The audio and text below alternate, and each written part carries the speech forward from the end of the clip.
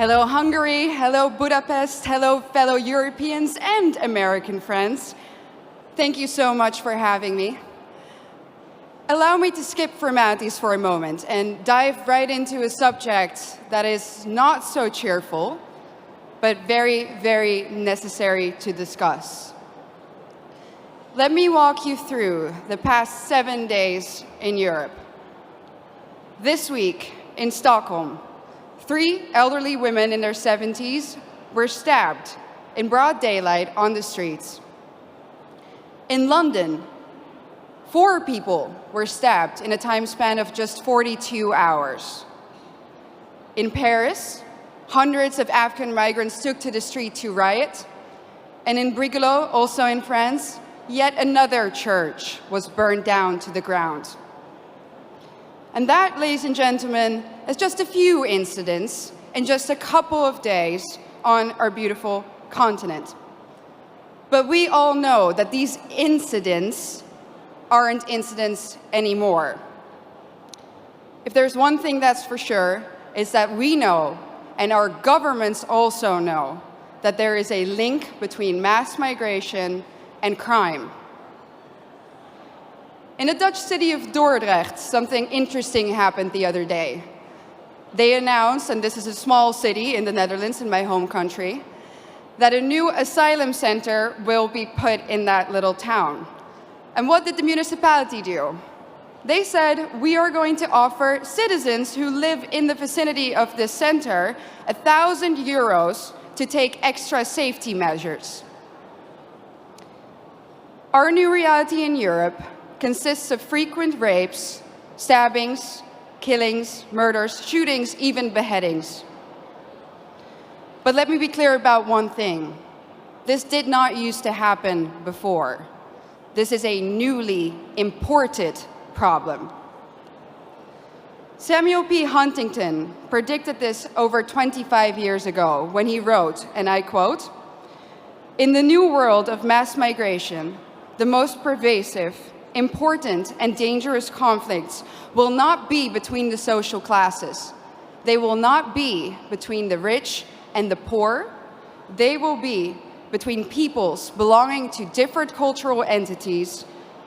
Tribal wars and ethnic conflicts will occur within civilizations." Well, boy, was he right. And the worst part is, we as a society seem to have become indifferent to it. When another white boy or white girl dies at the hand of an immigrant, we might shake our head, we might let out a sigh, we might even get angry for a minute or two, and then we go on with our lives. We offer the family thoughts and prayers, but nothing ever changes. Ladies and gentlemen, what does that say about us? This is a response of a society that has already given up, a society that has already accepted its defeat. But is this true? Have we given up? Do we really accept the new reality that our globalist leaders have in mind for us? I know one thing for sure. And that is that if nothing changes, if we don't start to seriously fight for our continent, for our religion, for our people, our countries, then this time that we live in will go down in history as the time in which Western nations no longer had to get invaded by hostile armies in order to be conquered. This time will then go down in history as the period in which the invader was actively invited in by a corrupt elite. And not only did this corrupt elite invite the enemy in, they made the native population pay for it too. Everyone who has eyes can see it. The native, white, Christian European population is being replaced at an ever-accelerating rate. Let me back this up for you with some statistics from my home country. Let's take Amsterdam, the capital. Amsterdam currently consists of 56% migrants. The Hague, 58% migrants. Rotterdam, almost 60% migrants. And of course, most of these immigrants come from non-Christian, non-Western, African and Middle Eastern countries. Conclusion: the Dutch population is already outnumbered in the majority of our cities. But let's look onwards. London, 54% migrants. Again, conclusion, native population outnumbered. Brussels, color me shocked, 70% migrants. Conclusion, native population majorly outnumbered. And other Europeans will, of course, follow suit soon if they haven't already. So I'm going to draw the forbidden conclusion here. The Great Replacement theory is no longer a theory. It's reality. And what's interesting about replacement is that the establishment will either deny its existence, or when they admit to it, they say that it's a good thing that the native European population is soon no longer a majority on its own continent. Dutch national disgrace and dubbed climate pope Frans Timmermans already stated in 2015 that diversity is humanity's destiny and that Europe will be diverse. And of course, by now, I think we all know what they mean with the word diversity. It means less white people, less of you. Imagine this in an Asian or an African country. Imagine their leaders rejoicing in the fact that their people will soon no longer be a majority in their own country. Absolutely unthinkable, unimaginable. So what in the world is wrong with our leaders? The underlying sentiment of what they say is always the same. Our establishment claims that white people are evil and that our history is somehow fundamentally different from that of others. Consciously or unconsciously, they have sucked up the lies and the anti-white dogmas of the neo-Marxist critical race theory. That's why the totalitarians in Brussels are trying to force you, the Hungarian people, a sovereign nation, to accept immigrants despite the fact that the population has said no, and so has the government. But make no mistake, the majority of the Dutch people haven't asked for this either. Just like Brussels is forcing Hungary to accept these hordes of immigrants, they are doing the same now, even in the smallest of towns in the Netherlands. No part may remain Dutch in the traditional sense of the word.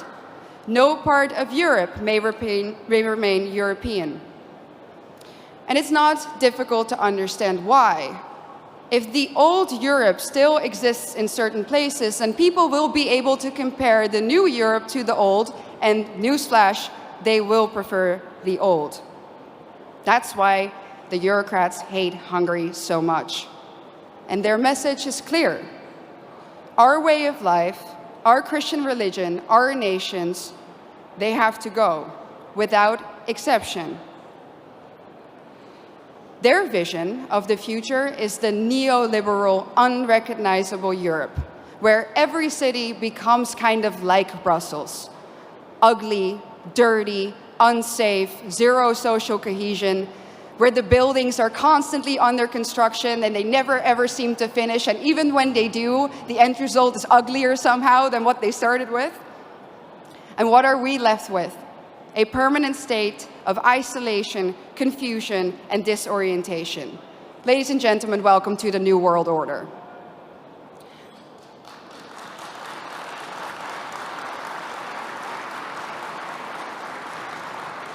So what's the antidote? A strong Christian Europe of sovereign nation states. That's why we need to outright reject the lie that nationalism causes war. It's not nationalism or national sovereignty that causes war.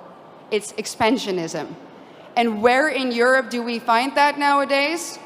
In one place and one place only, Brussels.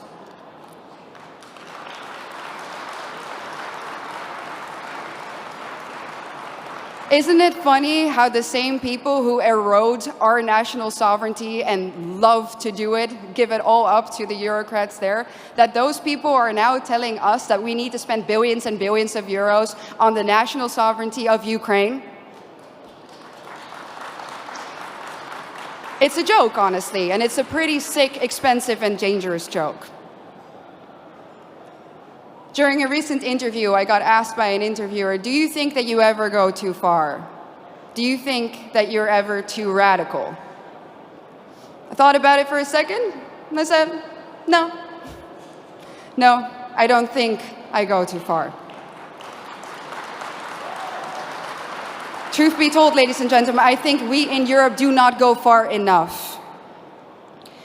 I think that if we really think about the organized, structural attack on our civilization, that we don't do enough. Do we do enough to stop the attack on our families, on our continent, on our countries, on our religion? When we hear about another murder, another stabbing of a young innocent child, do we do enough? When we know that our national sovereignty has been given up in less than a century to Brussels, do we do enough? When we hear that Christian kids in Germany are now converting to Islam to fit in, do we do enough? I don't think so. The totalitarian institute of the European Union needs to come down. Let me be clear, I don't believe in reforms. When the foundation of your institution is rotten, and that is the case in Brussels, you can rebuild the house on top of it all you want, but it's still going to crumble. So the only answer is the Tower of Babel needs to be destroyed.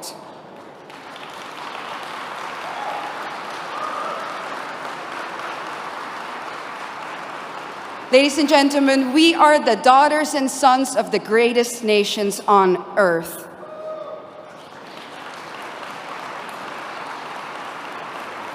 And we need to ask ourselves, what has happened to us?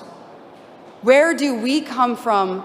And more importantly, where are we going?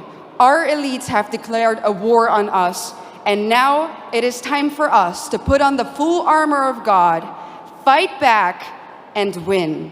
Thank you so much.